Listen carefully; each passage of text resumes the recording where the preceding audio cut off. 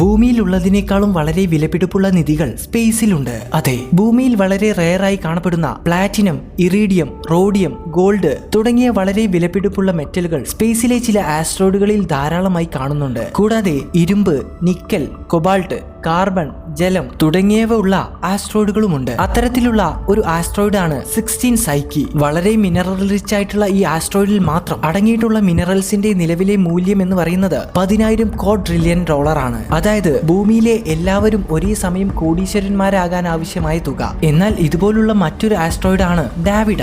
ഇതിൽ അടങ്ങിയിട്ടുള്ള മിനറൽസിന്റെ മൂല്യം എന്ന് പറയുന്നത് 27 ട്രില്യൺ ഡോളർ ആണ്. ഇതുപോലെ ധാരാളം മിനറൽ റിച്ച് ആയിട്ടുള്ള ആസ്ട്രോയിഡുകൾ സൗരയൂഥത്തിലെ മാർസിന്റെയും ജൂപ്പിറ്ററിന്റെയും ഇടയിൽ നിലനിൽക്കുന്ന ആസ്ട്രോയിഡ് ബെൽറ്റിലുണ്ട്. നിലവിൽ ഇത്തരം ആസ്ട്രോയിഡുകളെ ഖനനം ചെയ്ത് ഭൂമിയിൽ എത്തിക്കുന്നതിന് വേണ്ടിയുള്ള നിരവധി പ്രൊജക്ടുകളുമായി ചില ഗവൺമെന്റ് സ്പേസ് ഏജൻസികളും പ്രൈവറ്റ് കമ്പനികളും മുന്നോട്ട് വരുന്നുണ്ട്. എന്നാൽ ഇത്തരം ആസ്ട്രോയിഡുകളെ സ്പേസിൽ വെച്ച് ഖനനം ചെയ്യുന്നത് അത്ര എളുപ്പമുള്ള കാര്യമല്ല.